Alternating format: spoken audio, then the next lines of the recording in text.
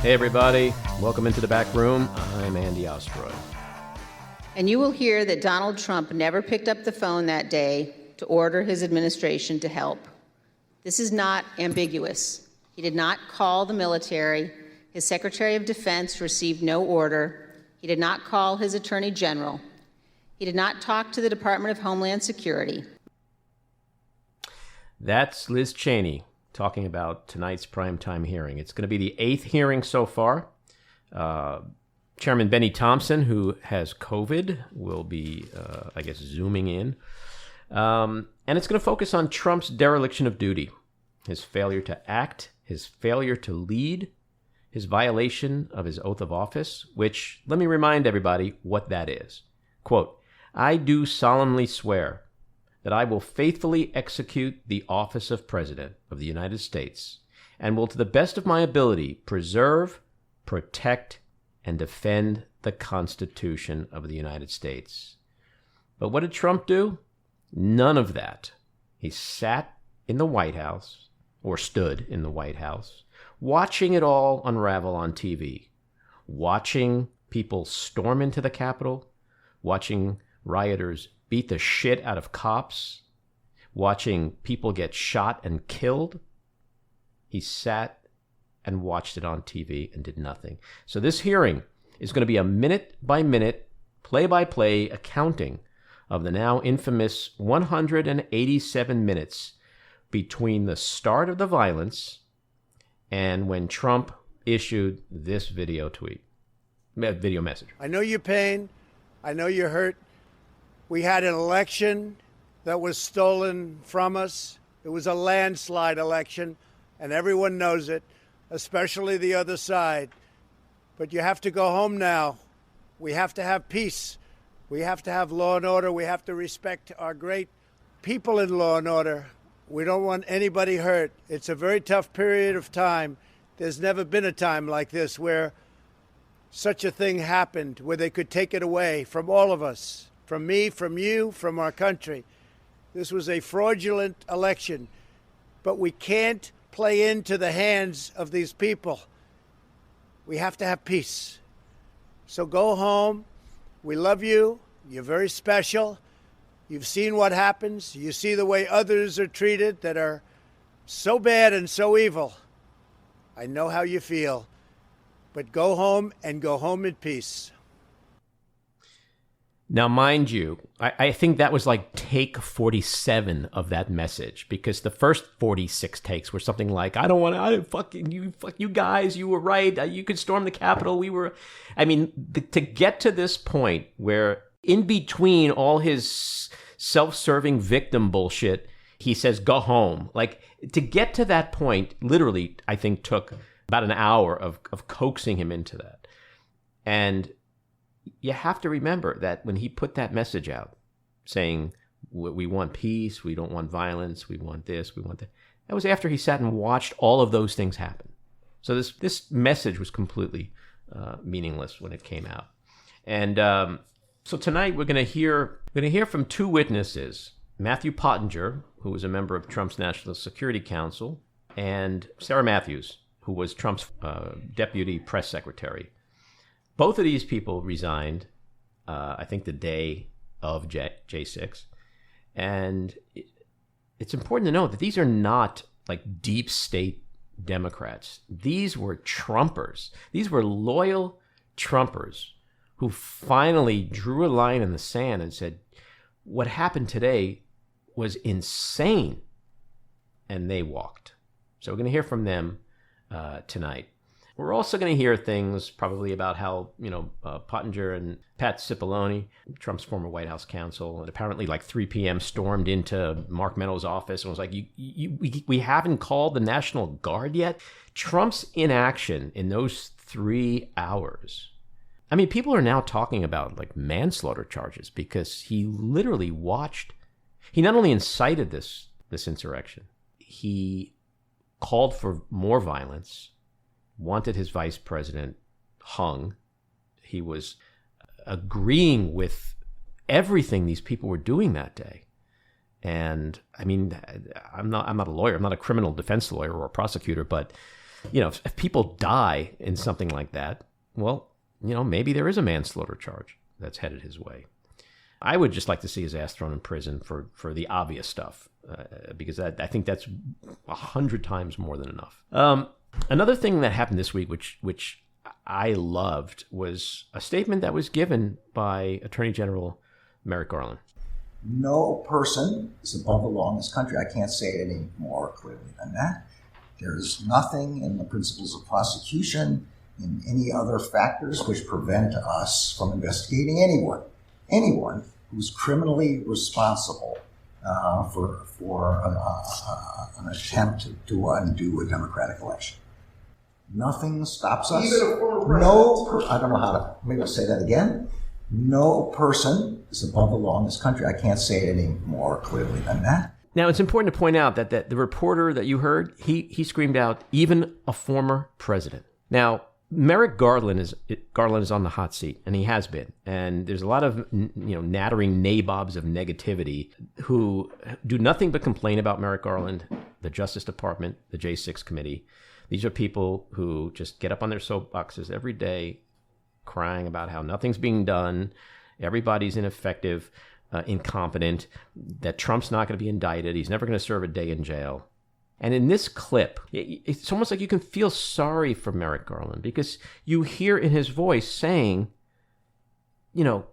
just how many fucking times do I have to say the same thing? Because this is yesterday's statement was not the first time he said this. I think it's about the third.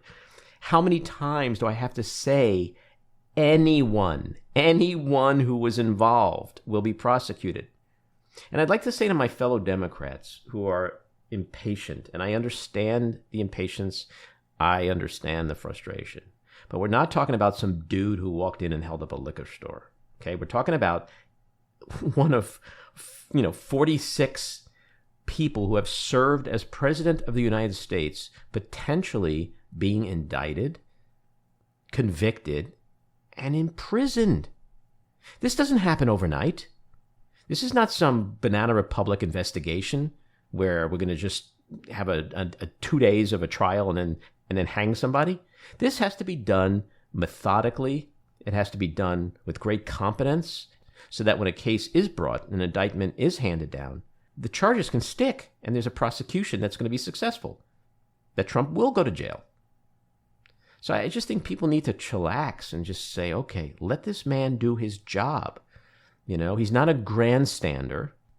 But the thing that I keep coming back to is, why on earth would Garland make several public statements, absolute public statements, the way he has been, if in his mind he's like, yeah, but I'm really not going to prosecute Trump? So I think people just need to relax, calm down, let the Justice Department do its job, recognize the complexity of this case, the unprecedented nature of it, and just assume that justice will get done. Listen to the man's words. No one is above the law, and everyone who was involved will face justice. Another thing that happened this week, which was interesting, in the Maryland governor's race, Dan Cox, who is a Trump flunky, went up against Larry Hogan, the current governor, Larry Hogan, who serves 2 terms, and he's term limited out, so he can't run again. His former Commerce Secretary, Kelly Schultz, who he endorsed. On the Democratic side, it's either author Wes Moore or former DNC chair Tom Perez, who will face Cox. But the interesting thing here is that Cox is an election denier. He said Trump should seize voting machines. He chartered 3 buses to take people to J6 rally, insurrection. And he said Pence is a traitor. This is who won the Republican nomination. What's critical to note here is that the Democratic Governors Association spent $1.16 million in TV advertising to help Cox win. And so it's a little bit of a controversial strategy that the Democrats have embarked on. They did it with Doug Mastriano, who's going to be facing off against John Fetterman. I feel like I'm back on Seinfeld. John Fetterman, who's running against Mastriano in Pennsylvania for the Senate seat. And also Claire McCaskill, who is a senator from Missouri. She did the same thing back in the day against Todd Legitimate Rape Aiken. Now, this strategy is great when it works, but it could be disastrous if it doesn't. But my theory is, you're going to run against somebody. Why don't you run against the person you think you have the greatest chance of defeating? So we'll see. We'll see what happens. Interestingly, Democrats in Maryland outnumber Republicans 2-1.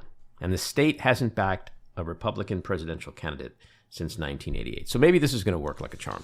The last thing I want to bring up before we get to our guest today, which I'm very excited about. Our guest today is Paul Begala. I mean, he is my political hero, and I can't wait to talk with him. Yesterday, a bipartisan Senate committee agreed on 2 critical election bills that should prevent another January 6th type of insurrection and coup attempt. One is the Electoral Count Reform and Presidential Transition Improvement Act. The other is the Enhanced Election Security and Protection Act. The committee was led by, the bipartisan group was led by Susan Collins from Maine and Joe Manchin, Democrat from West Virginia. And we have Republicans like Rob Portman, Mitt Romney, Lisa Murkowski, Shelley Moore Capito, Todd Young, Ben Sass, and Lindsey Graham, who are also on board with it, and a few Democrats as well. The first bill would clarify the vice president's role, which it stated was solely ministerial, in counting electoral college votes. Okay, it would also raise the bar for members of Congress to object, and it would also try to prevent fake slates of electors from interfering in the process. The second bill is aimed at protecting election workers. But that first bill is really important because it would stop another Trump from saying, if Pence does the right thing. No, Pence doesn't have, it's ceremonial. The vice president doesn't do shit that day. Okay, he opens an envelope, okay? Like the great Karnak on the Carson show. Do we need to really codify this? Apparently we do. And so that's huge. And instead of one Republican or one House and Senate member from each party being able to object, it's now going to be like 1/5 of each chamber. So that drastically increases the number of people that need to sort of stop this process.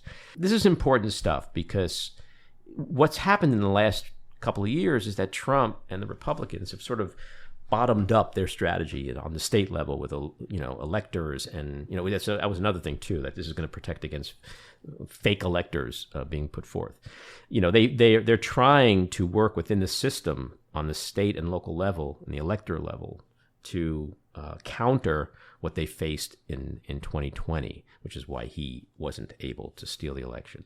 So this is important stuff, and it's another feather in Biden's cap in terms of bipartisan legislation. So at this point, I want to bring on Paul Begala.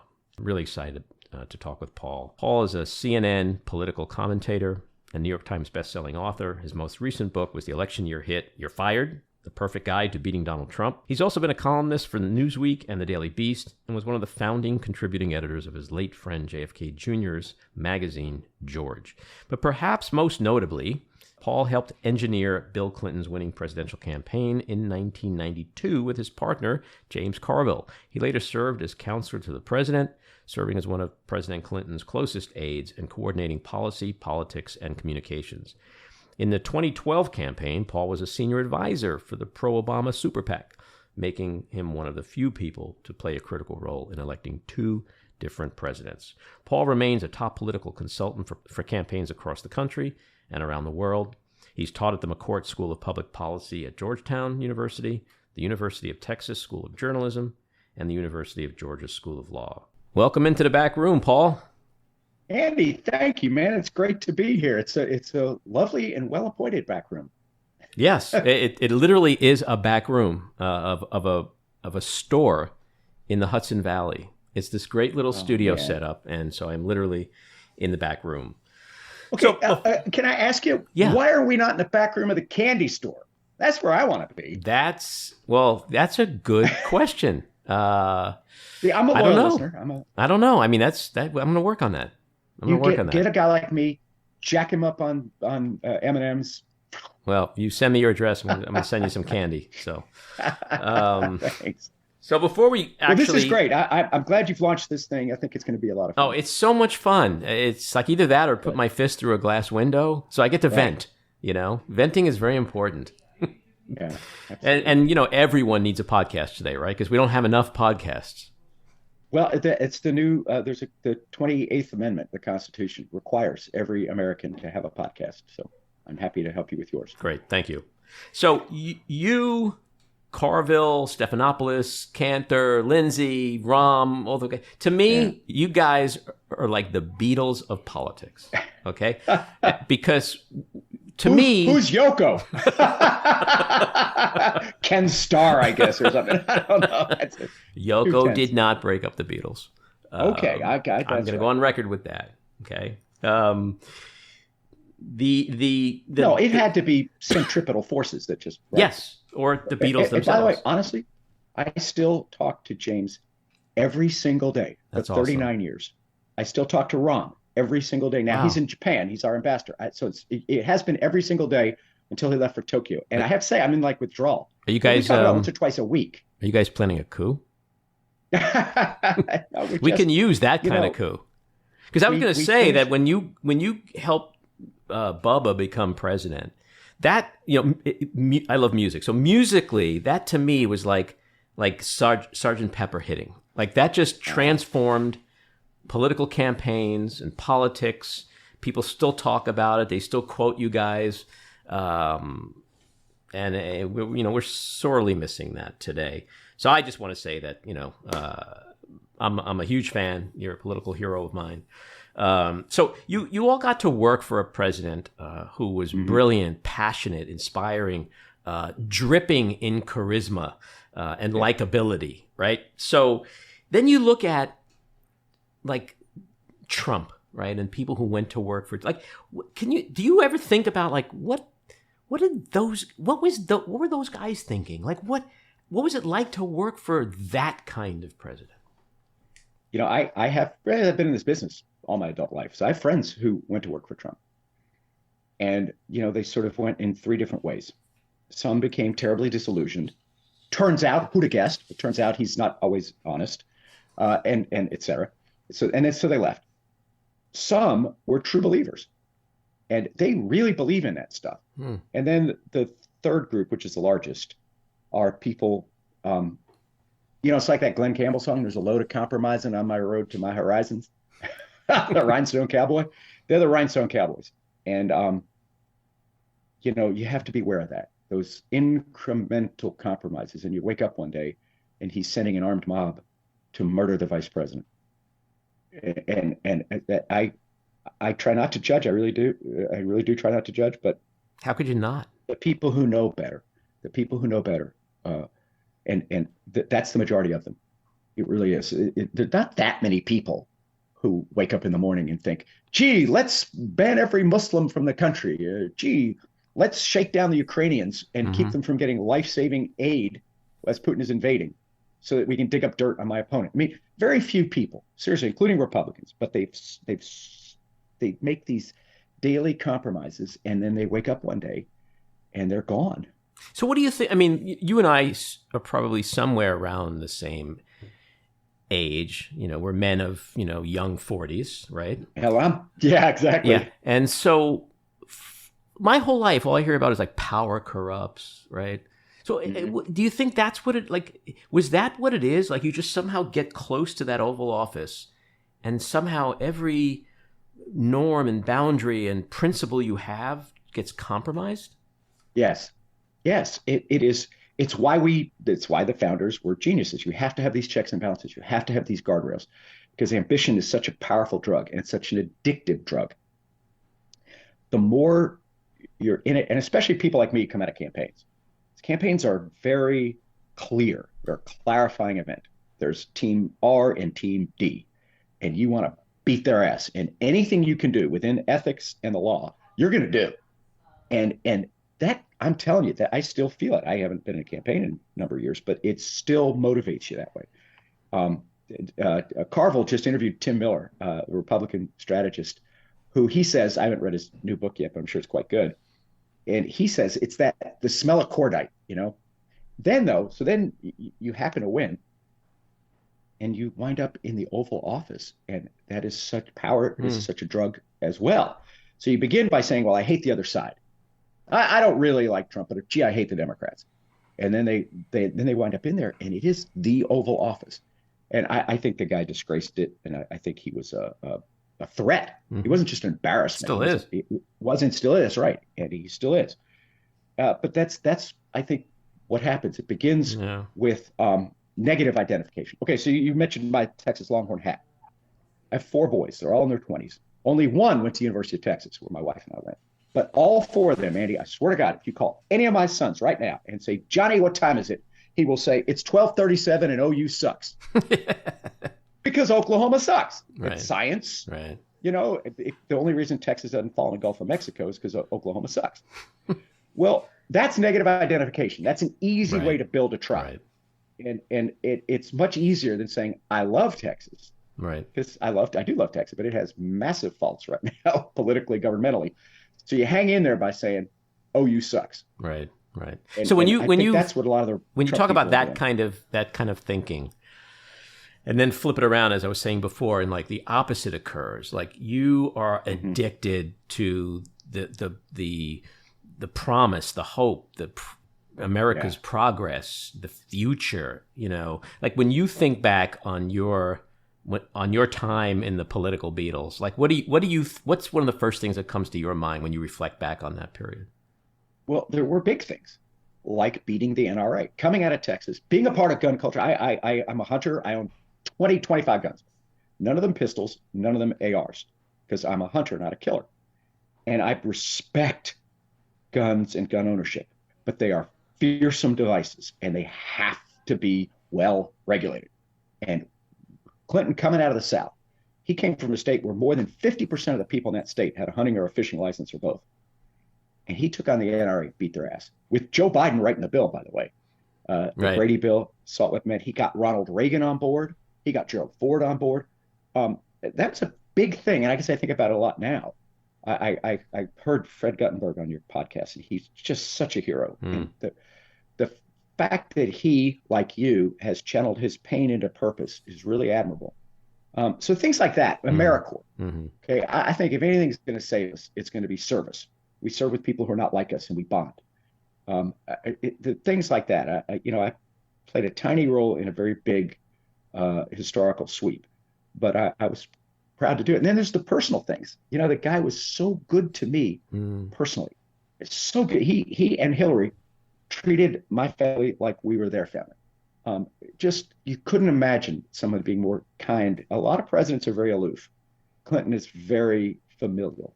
Yeah, I met him once at a fundraiser, and I started talking to him, and I swear to God, like I understood what everyone had said up until that point. Like I literally felt like I was the only person in the room, and he charmed the pants off of me, and it was just like 5 minutes. And so that's a real gift. And believe it or not, I just recently started watching The West Wing, and like, oh wow, as I'm watching it, I'm thinking like, this is Clinton, and all these guys are like Begala and Stephanopoulos and all these young whippersnappers, and they're all like loving government and loving serving and all that, and the president's a genius, and they're staying up late and they're talking and this and that, and then you stop and you'd be like, God, what was the Trump White House like? And it's like you can't even fathom it. It's just nuts.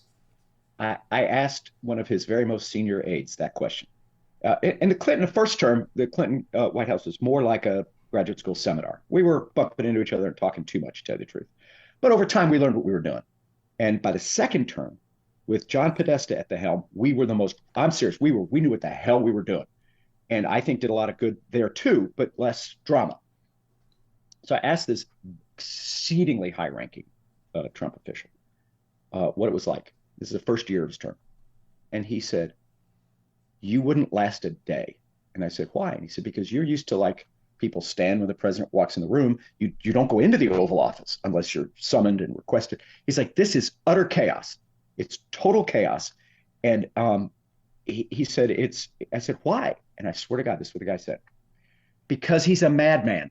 And I was like, what are you doing? Why you want a madman with 6,000 nuclear weapons and 1.3 million troops and trillions of dollars of spending and 11 aircraft carriers? I don't think so.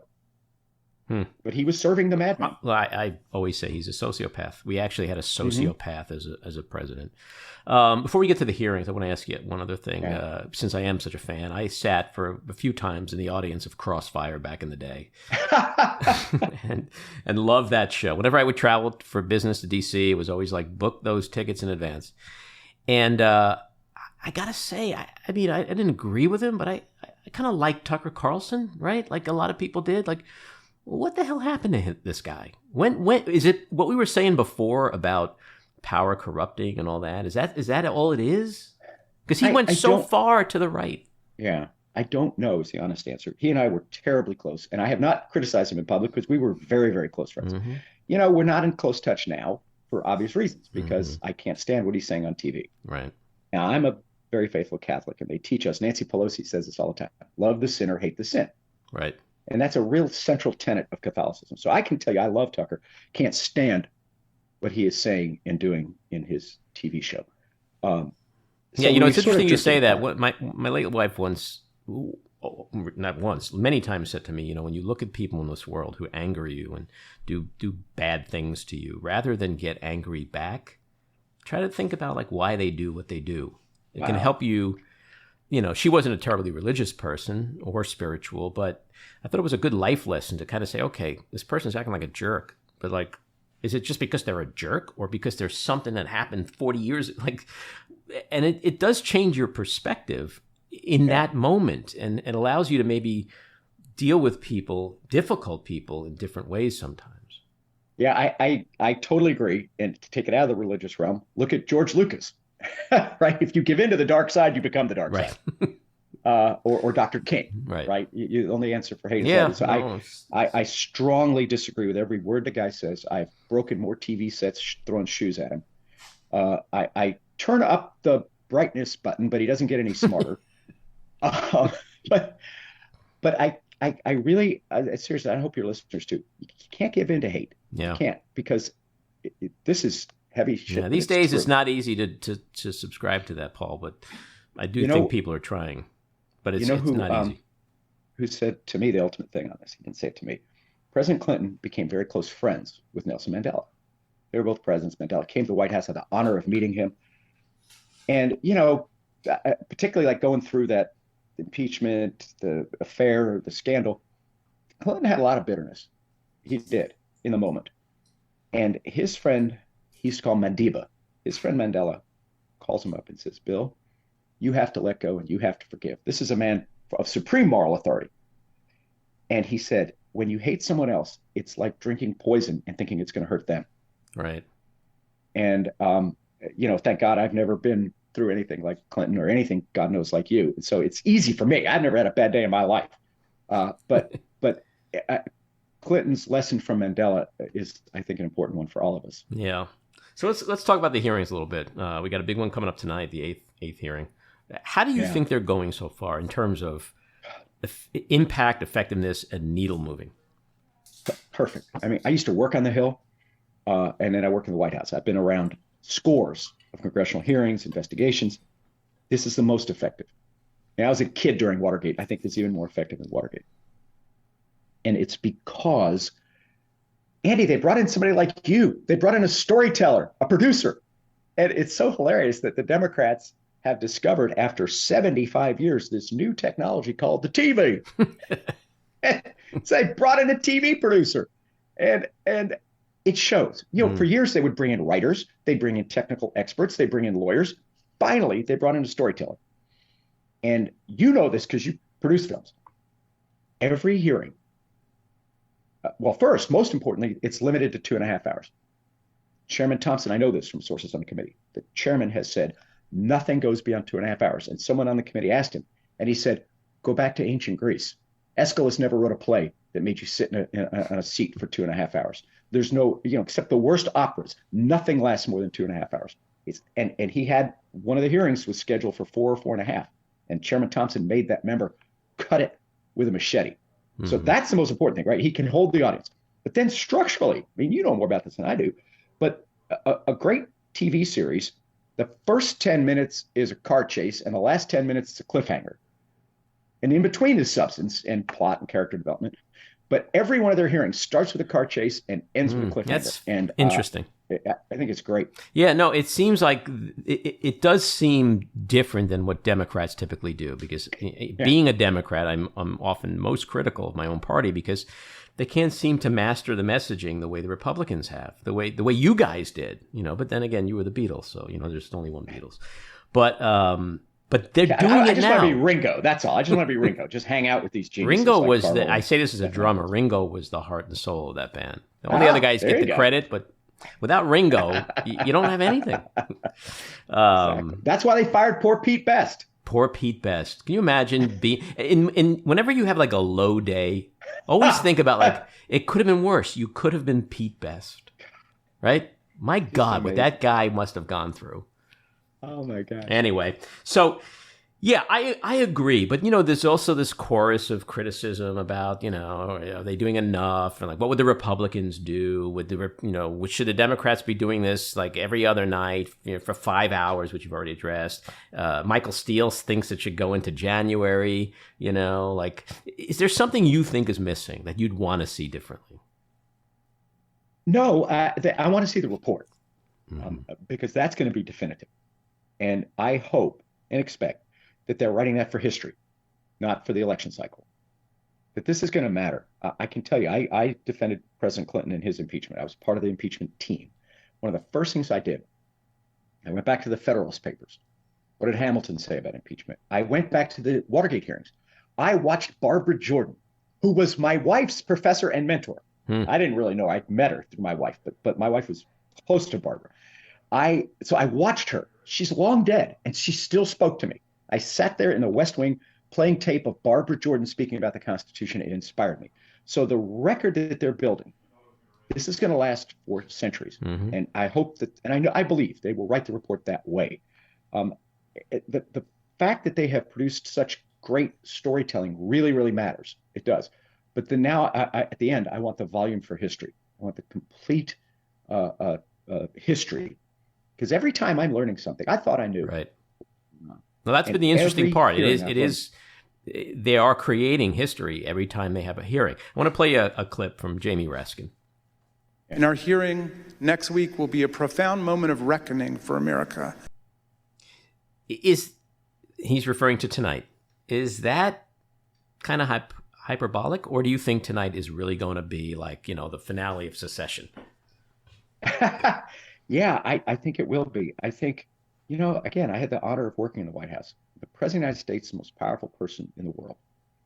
And so far, it's only been, guys, his most solemn duty is to protect the country, protect the American people, protect the Constitution. He swears an oath to the Constitution. And I believe Mr. Trump violated that oath. And that should require a profound reckoning. When literally lives were on the line, when the Constitution was on the line, he was derelict in his duty, or worse. And for me, the worst moment, the most jaw-dropping, and again, I'm not a Trump fan. I wrote a whole book about how to beat Trump the last election cycle, and I never did support him, right? But still, it was hard for me to swallow a first-hand, first-person account from Cassidy Hutchinson, who said she heard Donald Trump say, I don't care if they're armed, take the mags down, the metal detectors. Take the mags down because they're not there to hurt me. Right. Well, yeah, but they were there to hurt somebody, sir. Right. Your fellow Americans. And in fact, the vice president and the speaker and a lot of the members of Congress. And by the way, they were there to hurt the Capitol police officers. Over 100 injured. So it is actually mind-blowing. I think you're right that he must be a sociopath. I never took freshman psychology. Well, if you go, I once went online and I looked up, characteristics of a sociopath. He's literally 10 out of 10. Like, you can't get more sociopathic than Donald Trump. And the thing you just mentioned, it's like, they're not there to hurt me. Like, he's okay with people getting killed. I mean, I think this is like my hobby horse about nomenclature, though. I've been exposed in my family mental illness, and I know and love people with some very profound mental illness. And people interchange sick and evil in a way that I don't like, right? My people I love who are mentally ill, they're not evil. They don't hurt people. They're just sick, and they need help, and they need medicine, they need therapy. So I don't think of Trump as sick. I think of him as rotten. I do. I hate to say evil, but I don't know that it's a pathology. It may just be conscious choices. Well, he's a pathological liar. There's one pathology there. But I do think he's both sick and evil, and that's why we've seen what we've seen. I mean, I just can't imagine. I can't. That statement from Ms. Hutchinson, knowing that armed men, they were almost all men, coming after his fellow Americans and his Constitution, that ranks up there with telling General Kelly in Arlington Cemetery, where my father-in-law, a war hero, lies in honor. Right. Looking at those graves and calling those soldiers who gave their lives so you and I could be free, he called them suckers and losers. Like, that's the worst thing a president can do. The humility you gain, any president, except for Mr. Trump, by realizing that the finest people in your country are ready to lay down their lives on your order. It is profoundly humbling. And for that jerk to call those heroes losers, I mean, those two things, there's 1,000 things I could tell you, but those two things are really awful. What do you think of what Garland said yesterday? Which to me was him literally saying, like, how many freaking times do I have to say the same thing? No one is above the law. Everyone will be prosecuted. Are you in the camp of, Trump's not going to get indicted? Or if you watch the last few weeks of these hearings and you see the momentum shift, it does, to me, seem like it is way more likely at this point that he would be indicted, and maybe in particular in Georgia. Do you think he's got it? Maybe in Georgia, because Merrick Garland is not running the prosecution in Georgia. It's a state offense being investigated. And he does have the presumption of innocence. Sorry, I am a lawyer. Mr. Trump has the presumption of innocence. We have to presume that he's innocent. We've got to make that prosecutor prove up any charges before she brings him, right? And I honestly, I mean that. The federal stuff, I have to say, Robert Mueller tied up 11 indictments for obstruction of justice with a bow, requiring no more investigation. He had the most thorough investigation, declined to indict because the Office of Legal Counsel of Justice said you can't. I respect that. I don't fully agree, but I respect it. He feels bound by this 30 or 40-year-old opinion, memo, really, just from the justice. Okay, but that's ready to go, Andy. That was ready to go. As soon as Attorney General Garland, walked into the office, found out where the men's room was. Oh, give me the Mueller report. The fact that that has not been acted on is, to me, unimaginable. I mean, I don't understand. I really do believe in equal justice. I believe in the presumption of innocence. I really do. I don't want to see anybody, even somebody I can't stand like Trump. I don't want to see anybody railroad. But that was a pretty thorough investigation. And I have no idea, I really don't, why justice hasn't acted on that. I understand these other things take time, the January 6th investigation, other things. But holy moly, Robert Mueller had the goods. He had the receipts, as the kids say. I'm mystified. And do you think that this is just a bigger case, and he just made a choice of where to put the Justice Department's resources? I always worry in Washington about people who are so lofty. They're just better than you and me, Andy. They're just better. I think Jim Comey had that hubris in abundance. And Comey did massive damage. Comey gave us Trump. More than Putin, more than anybody, Jim Comey gave us President Donald J. Trump. So thanks, Jim. And he did it because of his elevated sense of how grand and superior morally. He had a Twitter account as Reinhold Niebuhr. Really? Really? You're like one of the world's great theologians? Really? So I don't know Merrick Garland. Right. I just worry that he may have Comey-itis. But he's, why the thing I keep coming back to is he's a pretty private guy for the most part. Yet he's made 2 or 3 very absolute public statements, all saying the same thing. You hear the exasperation in his voice yesterday. We're talking about the potential indictment of a former United States president. Why would he make those statements if, as he's making them in his mind, he's like, yeah, but except Trump, I can't not go back to that every time I hear him speak. Yeah, and it may well be that he's very methodical, He's certainly not political. I don't even know if he's a Democrat. But he's very methodical, and he's going to be, and that may be. And maybe that's why he keeps saying that. But it's sort of a truism. Water is wet. No one is above the law. Yeah, that goes back to 1215 in the Magna Carta, sir. We know that. I just want to know why you haven't acted on Mueller's report. Yeah, no, that's a great question. Say, I think a lot of people share that frustration with the whole Mueller saga and how it ended up. Jumping back to the hearings for a second. I know Maddie, my co-producer Maddie, had a question for you. Yeah, hi, Paul. Nice to meet you virtually. Hey there. I had a question, actually. Since we've been online, the House just passed legislation to enshrine the right to contraception into federal law, and only 8 Republicans voted for it, whereas on Tuesday, we had this sort of odd Respect for Marriage Act where we had 47 Republicans. I'm wondering, with those 2 bills, what do you think is going to happen in the Senate, and how will this be used in the midterms? Well, it does show, Maddie, that first, nice to meet you, virtually. Thank you. It shows you that the Republican Party has really gone to the extreme. I mean, good Lord, if they don't think that people have the right to contraception, that's preposterous. And by the way, the 47, the press has all given them kudos. 47 is only 22% of the Republican conference. 22%. Okay, I mean 78% voted no against a woman's fundamental right to choose. Against gay marriage, against marriage equality. So, and by the way, 55% of Republicans support marriage equality. 55% of real Republicans. Think of the Republicans in your community or your family, my family, people I grew up with. Most of them now are for marriage equality. There's a great joke a friend of mine tells in Texas. He said, he's straight. He said, I'm for gay marriage. That'll be just as miserable as we are. And yet, so only 22%. I didn't realize, Maddie, only 8 congressional Republicans. Just came across while you were talking to Andy. Well, they're extreme. And here's how it would play in the midterm if I were still running campaigns. A midterm election is usually a brake pedal election. Clinton's going too far.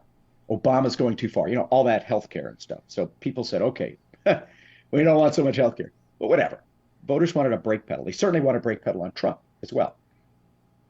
I would try, if I were still advising Democrats, to show that the real brake pedal you need is not on Joe Biden, but it's on these crazy Republicans who want to take away a woman's right to choose, who want to take away my cousin's right to be married.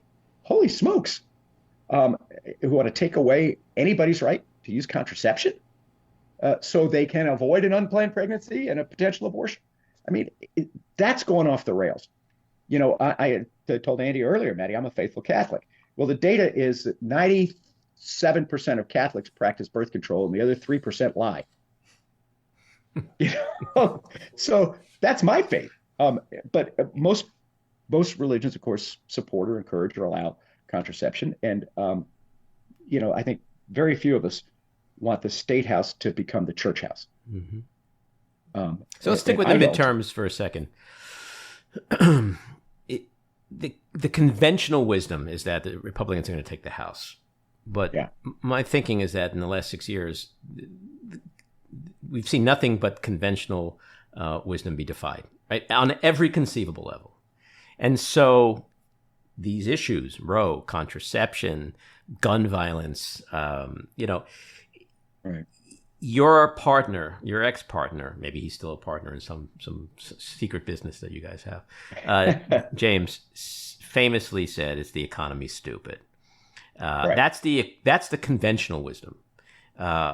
This year, is it still the economy, stupid, or will those other issues somehow, as some believe, motivate suburban women and independents and moderate Republicans more so? I think it's still the economy, stupid. I think that will help. I was hoping for the other answer, Democrats. By the way. I know. I wish I could tell you, but I think those will mitigate perhaps some of the losses. But the most important job right now for the Democrats is to motivate younger people and communities of color. Believe me, I care a lot about my fellow college-educated white people in the suburbs. Okay, I really do. I love them. I mostly want to re-engage young people. The age cohort Biden did best in was 18 to 30. the best. He got 60%. Okay, the last poll I saw, Biden was at 25.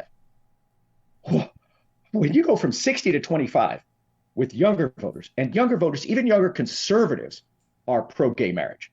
I mean, every young person is for marriage equality because they're more sensible than older people, frankly, on that. So I want to re-engage them. And perhaps these issues can do that. But inflation is just hammering people, and they're angry, and they're going to lash out at the party in power. I do think Democrats have to be more aggressive on inflation, especially on big oil. I do not understand why Democrats aren't saying, did you know this? I don't know if you know this, Andy. Oil companies get $14.9 billion in taxpayer subsidies in welfare. In welfare. They're making billions in profits. They get $14.9 billion. Put that in perspective. The entire school lunch program is $14.2 billion. So we're sending more of my mama's tax money to fat cat oil companies than we are to hungry school children. That's a lot of cold peas and carrots we could be paying for. Heck yeah. And by the way, a hungry third grader never charged me $5 a gallon for gas. Right.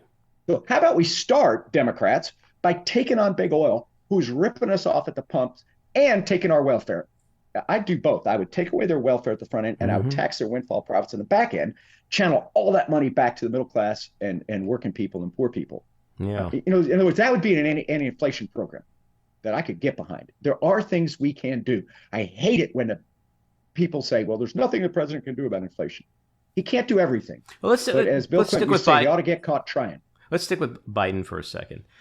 I recently saw, we tried to find the clip, we couldn't find it, but a Paul Begala clip, which I thought was amazing. You had said something like all the people who are saying, Biden, the polling sucks and he shouldn't run and he's going to lose. And I think you said something like in 1982, 65% said Reagan shouldn't run. And then he went on to win 49 states in like the most incredible landslide in presidential political history. You also said another comment. I think it was, I don't know I know the punchline. I don't know the setup. I can't remember, but I think it was also about Biden and how's he doing? And you quoted Henny Youngman, how's your wife? And he said, compared to what?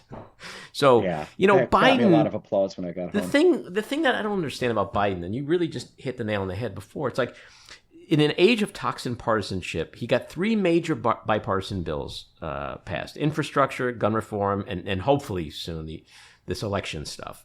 When you factor in historic job growth and increasing wages and COVID successes and record judicial appointments, his push for better healthcare and his commitment to climate, how is his approval so damn low? What's missing?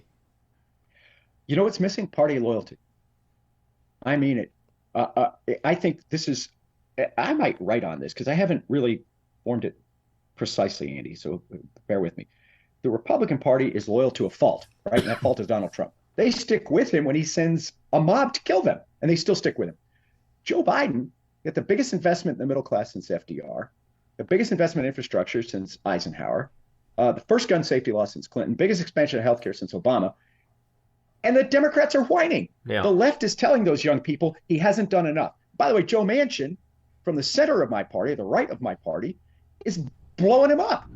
So, we're all in the same boat here, but a lot of people in my party on the left and on the right are punching holes in the boat and then blaming Biden for them getting wet. Yeah. Well, it's interesting you say this. They just get the hell in line. I want to throw it to Maddie again because he has a great question literally about what you just said. Yeah, no, on that same topic, it seems like the Republican Party has an actual base of like 60 to 70%. I'm sure you know the number of, white evangelical Christians or Christians that aren't evangelical. And the Democrats don't have a base for good reason. There's a dispersed group of people. There's blacks. There's people who believe in gay marriages. I mean, how do we sort of bring everyone together in the Democratic Party on topics that they can agree upon? And is something like Respect for Marriage Act one of those items? That's a great point, Maddie. That's right. I mean, look, the Republican coalition is the white and the whiter. The old and the near dead. It's just a really simple coalition. I mean it.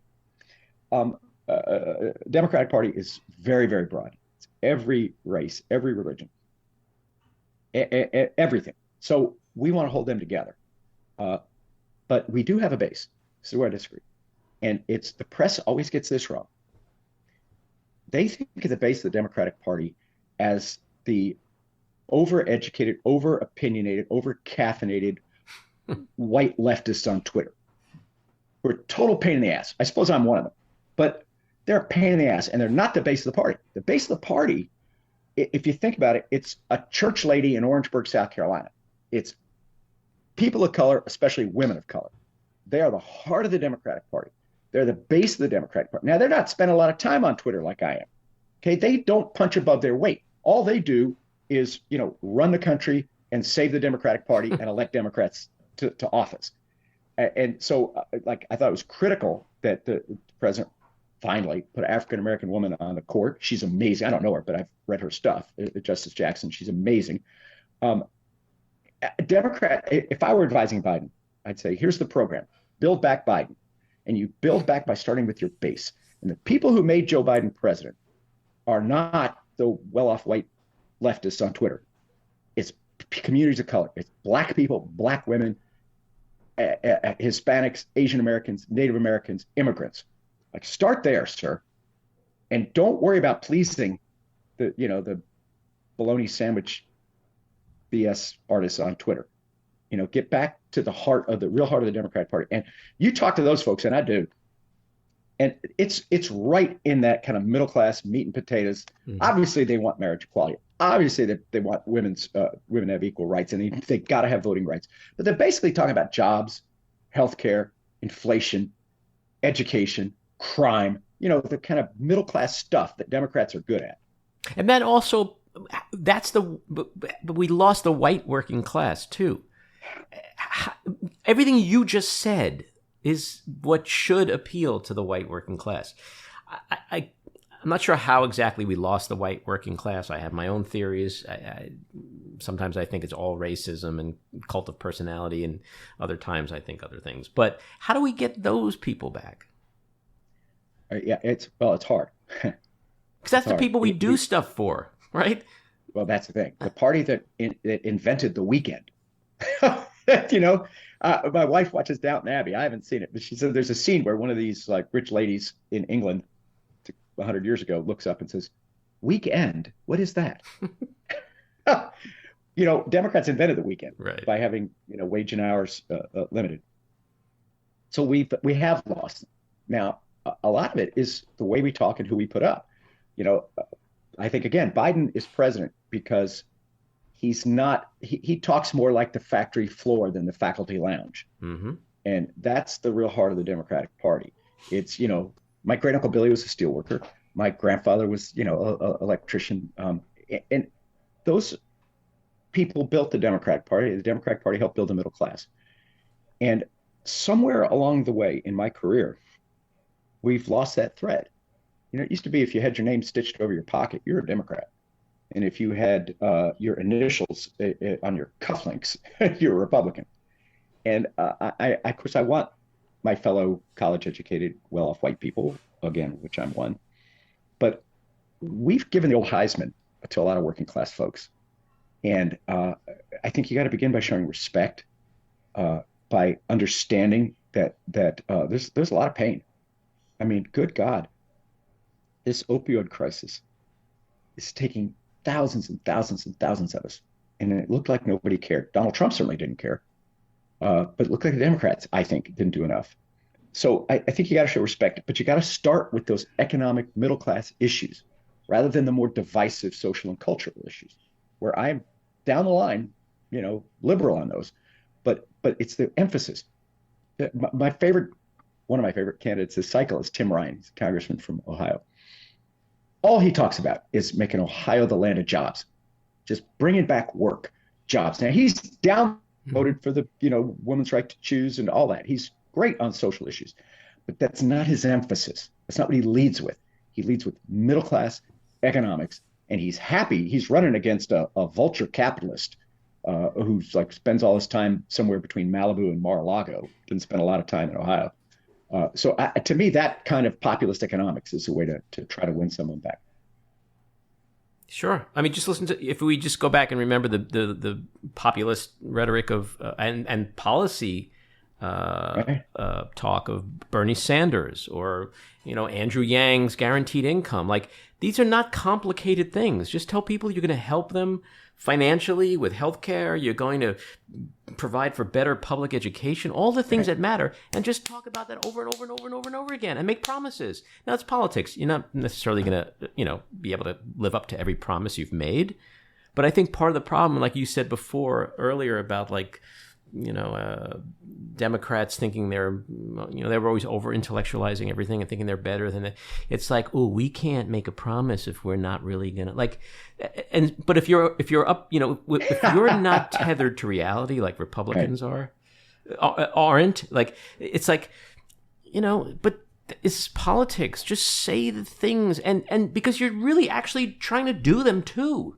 It's not complicated, but somehow Democrats just can't message. And, you mentioned names, if you had a name plate on or something, you were a Democrat. Look what they've done with the American flag. It's all, this is the same thing. Now, if you pass a house in any neighborhood and you see an American flag, you're a Democrat, I'm a Democrat. I guarantee you think the same thing I do. You'd be like, Trumper.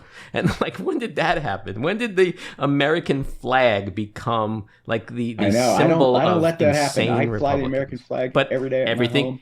I live in rural Virginia. I have neighbors who Confederate flag. My country beat their country. Their country were a bunch of traitors. Right. Well. Yeah. So I'm proud of the That's flag. a whole I wear other the flag podcast. On my lapel. Every time you see me on CNN, I wear them, and I have for over 20 years. I love my country. My father was buried under that flag. My father-in-law was but buried when we lost, and it literally is designed to show unity. You go back to Barack Obama's 2004 speech. Don't let it have it. It's become something else. Reclaim our flag. Yeah. Good. I'm not. I hope there's a big American flag in front of the candy store. So before I let you go, I'm going to come up there. There will be I'm now. coming up there. And hopefully the Hudson you Valley should come. You definitely come. Oh my gosh, you it's get up beautiful. that way? Do you get to the Hudson Valley? Upstate New York? Just come on down. We'll give you all the gummies and fattening chocolates and coffee bullshit drinks, as Larry David would say, as you want. So before I let you go, I'm a big musical aficionado, and I do believe that music is the window into our souls. So I want to hear Paul Begala's top 5 artists. Start with my hero, Willie Nelson. I've gotten it. If you're from Texas like I am, and you don't believe in Willie Nelson, we got a word for you: atheist. And I've gotten to know him a little bit. This is so braggy, but it's like the greatest moment of my life. The West Wing was fine, and being in the Oval Office was fine, Camp David was fine. Willie Nelson sang me happy birthday last year on my birthday. And oh my God, I'm about to start crying talking about it. I mean, what a I hear you. saint he's one of my heroes. By the way, huge progressive environmentalist. He's campaigning for Beto. All right. So Willie is my all-star. And then those other kind of, his sort of progeny in that art. Lyle Lovett, great guy, great singer, songwriter. Steve Earle, great progressive too, by the way, sort of revolutionary progressive. 3 right there. I would add Stevie Ray Vaughan, who for my money, even better than Jimmy. Greatest guitar player ever lived. That's hard. Now, most people say Jimmy, but we have a statue of him in Austin. Seriously, of Stevie Ray. That's, by the way, a statue of Willie. The 5th, though, to change genres and continents, the Irish band, the Saw Doctors. If you're not familiar with them, man. I thought you were going to go like Snoop Dogg or something. But Saw Doctors are phenomenal. They're great. They're Irish. Well, I'm going to check them out. One of the things I love about asking people this is that I actually make notes, and then I go and I check out music, and I start listening to all kinds of stuff I've never listened to before. Actually, here's a couple. Jason Isbell and Turnpike Troubadours are a newer generation. Maddie's got a thumbs up on that. Yeah, so apparently Maddie knows who you're talking about. Yeah. Paul, Jason Isbell thank you is so much. Genius. He's a genius. I'm sorry, go ahead. No, I'm going to check him out. You had me a genius. Yeah. Thank you so much, Paul. This has been great. Andy, this is great. I'm so glad you're doing this pod, man. Thank you. You're such an entertaining guy and a smart guy. Those are 2 dynamic qualities. So I got to hope go you'll come back popcorn for the hearing tonight. Yes, I'm excited too. Take care, Paul. All right, brother. Thanks, man. Yep. Bye-bye.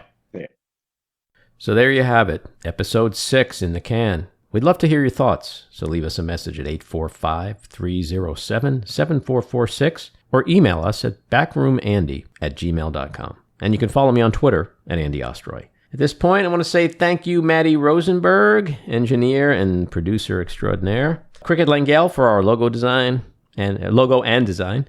Andy Hollander for our kick-ass music. And again, a big thank you to our amazing, engaging, entertaining guest, Paul Begala. So keep your eyes on Washington, Hollywood, and your own backyards. And we hope you'll join us again next time. Have a great week.